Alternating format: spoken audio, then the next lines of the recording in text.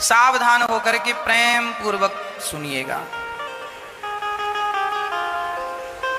जो स्त्री अपना कल्याण चाहती हो और जो पुरुष अपना कल्याण चाहते हो वो लोग इस बात को बहुत ध्यान से सुनेंगे, और जो अपना कल्याण नहीं चाहते सो वो ना सुने। जो कल्याण चाहते हैं वो सुने। रामचरितमानस में लिखा है कि जो पुरुष अपना कल्याण चाहता हो वह पराई स्त्री को स्वप्न में भी ना देखे। आज हमारा संसार आज विषयों की ओर ही तो बढ़ रहा है, और राम जी इसलिए आए यह बताने के लिए कि चरित्रवान बनोगे, चरित्रवान रहोगे तो कुछ प्राप्त करोगे। देखो, चरित्र को समाप्त कर देने से ना कोई फायदा नहीं है। कैरेक्टरलेस व्यक्ति किस काम का है ये बताओ। इसलिए चरित्रवान हम सबको बनना चाहिए। स्त्रियां भी चरित्रवान बने और पुरुष भी चरित्रवान बने। किसी भी प्रकार से आपके चरित्र पर कोई दाग ना आवे, कोई कलंक ना लगे, इसका ख्याल आपको ही रखना चाहिए, है ना। आज देखने को यह मिलता है, लोग अपना चरित्र बिगाड़ लेते हैं। चरित्र का ख्याल रखा करो। वही व्यक्ति सफल है, उस व्यक्ति का लोक परलोक दोनों बन जाता है जिसने चरित्र बना लिया, और उस व्यक्ति का लोक परलोक बिगड़ जाता है जिसने चरित्र बिगाड़ना मतलब लोक परलोक सब बिगाड़ लेना, और चरित्र बना लेना मतलब लोक परलोक सब बना लेना, है ना मैया। आजकल के बच्चे चरित्र का बिल्कुल ख्याल नहीं रखते हैं, चरित्रहीन हो जाते हैं बच्चे।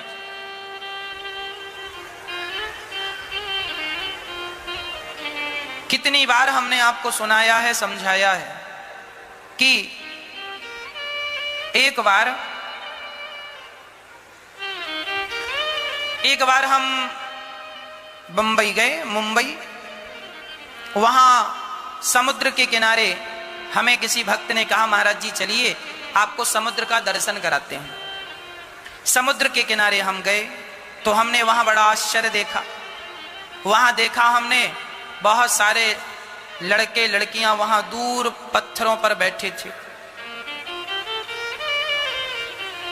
हमने पूछा, भैया ये क्यों बैठे हैं? आप लोग भी बंबई जाते हैं, समुद्र के किनारे देखते हैं। बड़े बड़े शहरों में अधिकांश जो बच्चे पढ़ने जाते हैं, स्कूल कॉलेज माँ बाप भेजते हैं, जाओ अच्छा पढ़ के आना। उनकी अच्छी वाली पढ़ाई कुछ ऐसी चलती नजर आती है। बैठे हैं समुद्र के किनारे, लड़की लड़कों के संग, लड़के लड़की के संग। पूछो भाई क्यों बैठे हो? बोले प्यार करते हैं महाराज जी, हम तो एक दूसरे से बहुत प्यार करते हैं।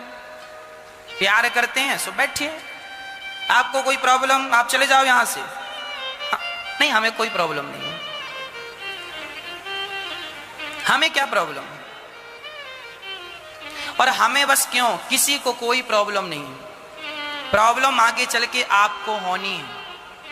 माँ बाप जो कहते हैं वो इसलिए समझाते हैं, बेटा पढ़ लो, बेटा पढ़ लो। बच्चे कहते हैं नहीं पढ़ेंगे, क्या होगा, चलो। माँ बाप का क्या होगा, माँ बाप तो कह रहे हैं पढ़ लो। नहीं पढ़ोगे तो कल को आपको ही पश्चाताप करना पड़ेगा। जो भी मुसीबत आएगी वो तुम्हारे माँ बाप पर नहीं, वो तुम पर ही आनी है। आगे तुम्हें ही सब कुछ झेलना है। इसलिए ये सब झूठे संसार में ना उलझा करो, भगवान में मन लगाओ, पढ़ाई में मन लगाओ, पढ़ लिख करके खूब सफल व्यक्ति बनो, सफलताएं प्राप्त करो, धन खूब कमाओ, और जहां तुम्हारा विवाह हो किसी पुरुष से, किसी स्त्री से, अपनी पत्नी अपने पति से प्यार करो, और गृहस्थ में रहकर खूब प्यार करो, कोई मनाही नहीं है। पर हमारे सनातन धर्म में शादी के पहले यदि आपने अपना चरित्र बिगाड़ लिया तो उसे पाप समझा जाता है। विवाह के पहले कोई स्त्री या कोई पुरुष अपना चरित्र बिगाड़ ले तो उसे क्या समझा जाता है? अरे विवाह के पहले क्या, विवाह के बाद भी यदि कोई पत्नी अपने पति को छोड़कर किसी पुरुष से संबंध रखे, और कोई पुरुष अपनी पत्नी को छोड़कर किसी स्त्री से संबंध रखे, तो क्या समाज में उसे अच्छा पुरुष और अच्छी स्त्री कहा जाएगा? बोलो, नहीं कहा जाएगा। एक पिता ने अपनी बेटी से कहा, बेटी पूरे कपड़े पहन लिया करो। बेटी ने कहा पापा क्या पुराने विचारों को लेके चल रहे हो, पुराने ख्यालों में जी रहे हो। पिता ने कहा चलो बेटी की मर्जी है तो तुम जैसी हो ठीक है। एक दिन पिता ने अपनी बेटी के लिए बढ़िया मोबाइल खरीद के गिफ्ट दिया उसके जन्मदिन में। बढ़िया मोबाइल था, महंगा वाला। बेटी ने मोबाइल लिया, बड़ी खुश पापा के गले लग गई। वाह पिताजी, वाह पापा, आपने मेरी खुशी का कितना ख्याल रखा। अब जरा एक छोटा सा काम और करा दो, मोबाइल लाए हो तो जरा स्क्रीन गार्ड भी लाओ, जरा इसका बैक कवर भी लाओ। यदि कवर होगा तो ये जरा सिक्योर रहेगा, नहीं गिरेगा सो टूट जाएगा। पापा ने कहा बेटी इतना महंगा मोबाइल है, इतना खूबसूरत है मोबाइल, और तुम इसे कवर में ढक लोगी, आगे भी कवर पीछे भी कवर, इसकी खूबसूरती जरा दब जाएगी। बेटी ने कहा ना पापा, मैं बिल्कुल रिस्क लेना नहीं चाहती, महंगा मोबाइल है। पापा ने कहा बेटी यही तो मैं तुझे समझा रहा था, जैसे तू 50,000 के मोबाइल के लिए कोई रिस्क लेना नहीं चाहती तो तू जानती नहीं कि तेरी कीमत क्या है। मैं तुझ पर भी तो कोई रिस्क लेना नहीं चाहता, इसलिए तो कहता हूं जरा शरीर को ढका रखा करो, मर्यादा में रहा करो, मर्यादित रहा करो, है ना। जो आपको अच्छा लगे वही तो दूसरों को अच्छा लगेगा। इसलिए ये सभ्य भारत है, ये भारत है, अच्छे लोग यहां रहते हैं। मर्यादाओं का ख्याल हम सबको रखना चाहिए। ये बताओ क्या है, बोलो, जोर से बोलो। गुलाब। अब हम आपसे कहें इसे मत देखो, आप अपना देखने का नजरिया सुधारो, इसे मत देखो। आप सुधार लेंगे। अब हम दिखा रहे हैं तो आप देख रहे हैं कि नहीं, जो हम दिखाएंगे वो आप देखेंगे कि नहीं, हाँ या ना, देखेंगे। अब हम दिखाएं और आपसे कहें अपनी सोच बदलो, क्या देख रहे हो? हम दिखा रहे हैं सो आप देख रहे हैं, ये गुलाब सब देख रहे हैं, हम ये दिखा रहे हैं सब देख रहे हैं। उसी तरह हमारी बहन बेटियां अपने शरीर को जब दिखाती हैं तो वो कहती हैं क्या देख रहे हो, अपनी सोच बदलो। जब तुम दिखा रहे हो तो देखने वाले को नुकसान क्या है, वो तो देखेगा ही। तुम क्यों नहीं अपनी सोच बदल लेती हो, तुम क्यों नहीं पूरा शरीर ढक के चलती हो? समाज में रहना है तो समाज के ढंग से रहना हम सबको सीख लेना चाहिए। अब हम ये गुलाब दिखा रहे हैं और आप कहें कि आप अपनी सोच बदलो, इसका मतलब हम जरा समझदार नहीं है ना। इसलिए आज हम देखते हैं माँ बाप भी लापरवाही करते हैं, अपने बच्चों को, अपनी बेटियों को बहुत छोटे छोटे से कपड़े पहना देते हैं। हमें प्रॉब्लम नहीं है, ना तो आप हमसे पैसे लेके पहनाते, आप पहनाएं या ना पहनाएं हमें कोई प्रॉब्लम नहीं है, पर जरा हमें देखने में अच्छा नहीं लगता है ना। आपको अच्छा लगता है? बोलो, लगता हो सो भाई, हमें कोई दिक्कत। आप ये ना कहना महाराज जी आपको क्या प्रॉब्लम, हमें सचमुच कोई प्रॉब्लम नहीं है। हम तो आपके भाई हैं, आपके बेटे हैं, आपके अपने हैं। हम देखो, हम अभी ये बातें गुरु की दृष्टि से नहीं कह रहे हैं। हम सामान्य व्यक्ति जब सड़क पर हम निकलते हैं और सड़क में जब हम देखते हैं कि लोग कुछ सभ्यता से चल रहे हैं, कुछ असभ्य चल रहे हैं, तो हमें ऐसा लगता है कि ये हमारा भारत है, सब शिक्षित हों, सब समझदार हों, तो नुकसान क्या है? हमें ही अच्छा नहीं लगता तो स्वाभाविक है कि दूसरों को भी अच्छा नहीं लगता होगा। और बहन बेटियों को समझाओ तो वो कहते हैं महाराज जी आप 21वीं सदी में बताओ ऐसी बातें कर रहे हैं। हाँ, 21वीं सदी है, इसका अर्थ ये नहीं है कि आप सारे कपड़े उतार दो। हम जितना अपने आप को ढक के रहेंगे, याद रखना पुरानी कहावतें हैं, भोजन भजन और बेटी पर्दे में अच्छी लगती हैं। क्या? भोजन भजन और बेटी, ये तीनों कहां अच्छी लगती हैं? कहां अच्छी लगती हैं? पर्दे में। एक भजन है, उसकी एक लाइन सुना देता हूं, पूरा तो व्याख्या करने का समय नहीं है, सुनाता हूं। चाहे बेटा कितना प्यारा हो, उसे सिर पे बिठाना ना चाहिए। चाहे बेटा कितना प्यारा हो, उसे सिर पे बिठाना ना चाहिए। चाहे बेटी कितनी सुंदर हो, उसे घर घर घुमाना ना चाहिए।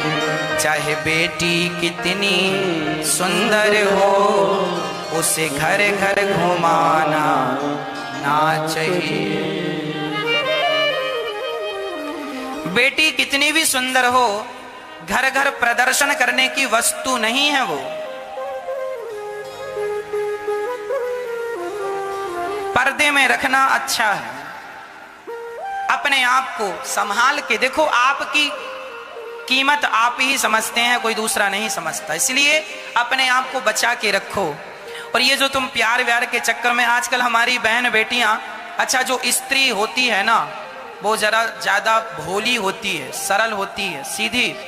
पुरुषों को ज्यादा चतुराई आती है, जबकि स्त्रियों को कम चतुराई आती है। स्त्री सरल होती है, सीधी होती है।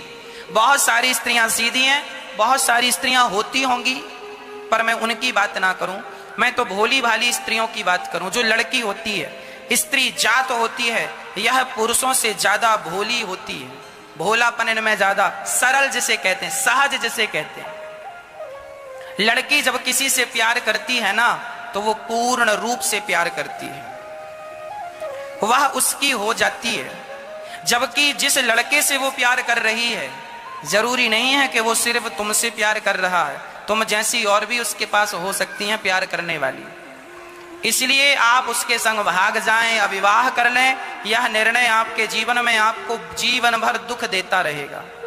एक गलत निर्णय सारी जिंदगी ना रुलाए तो कह देना, एक गलत निर्णय। इसलिए जीवन में सही निर्णय सीखो, सही निर्णय लेना सीखो। मेरी माँ, मेरी बहन, मेरी बेटी, सही निर्णय लेना सीखो।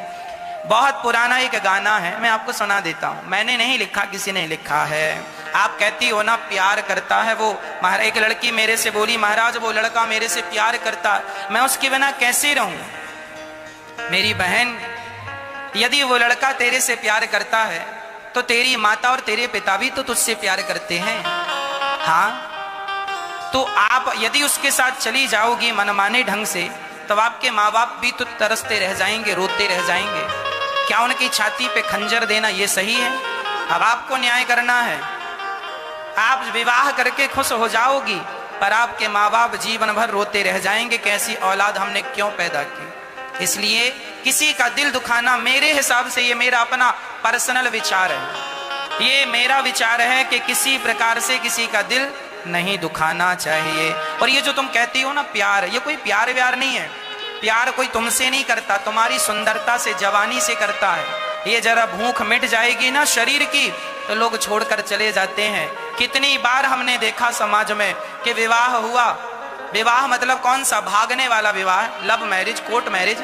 विवाह करने के बाद 100 में 80%, 85% लड़कियां छोड़कर सब मायके आ जाती हैं। शादियां उनकी सक्सेस नहीं होती, परिणाम बुरा होता है। सारी जिंदगी रोने के लिए मजबूर हो जाती हैं। फिर तुम्हारा विवाह भी नहीं होता, फिर किसी बुढ़े से विवाह करना पड़ता है, जिसकी पत्नी मर गई हो, वो बुढ़ा हो गया हो और तुम जवान हो, पर तुमने एक गलती की है, अब पूरी तुम्हारी गलती की सजा है, अब बुढ़े के संग गुजारो।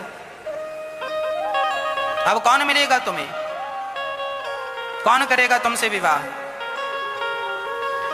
इसलिए कहा है, कसमें वादे प्यार वफा सब बातें हैं बातों का प्यार। ये कसमें वादे प्यार वफा, ये सब बातें हैं, इनमें कोई बहुत दम नहीं है। कोई कहे तुमसे प्यार करते हैं, प्यार व्यार कुछ नहीं है, चक्कर में ना पड़ जाना। हाँ, भगवान का चिंतन करना, अपना कैरियर बनाओ, पढ़ाई करो, मन लगा के सफल बनो।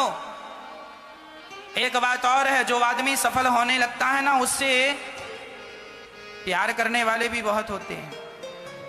आप जरा अच्छा काम करने लग जाओ, जरा सफलता प्राप्त करने लग जाओ, आपके पीछे लोग पड़ जाएंगे।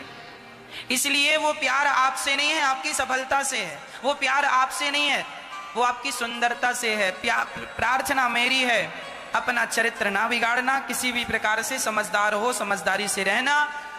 कपड़े में दाग लग गया तो छूट सकता है, पर चरित्र में दाग लग गया तो कोई साबुन ऐसा नहीं है जो चरित्र को पवित्र कर सके। इसलिए आप ही अपने चरित्र को बचाएं, ऐसी मेरी आपसे प्रार्थना है। बचाएं या बिगाड़ें, आप स्वतंत्र हैं अपने चरित्र को बनाने में और बिगाड़ने में, मर्जी आपकी। आप अपने मन के राजा हैं, रानी हैं, आप जाने आपका। हमने तो रास्ता बताया, सही मार्ग में चलोगे तो समाज में जय जयकार होगी, और गलत मार्ग में चलोगे तो थू थू हो जाएगी सारे समाज में।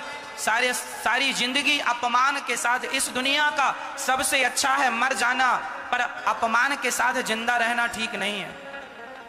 मर जाना अच्छा है, पर अपमान के साथ जिंदा रहना, अपमान के साथ जिंदा रहना मतलब रोज घुट घुट के मरना। इसलिए अपमान के साथ जिंदा ना रहो, बल्कि सम्मान के साथ जियो। और सम्मान है आपके चरित्र में। आपका चरित्र अच्छा तो आपका सम्मान अच्छा, चरित्र बिगड़ा सम्मान गया।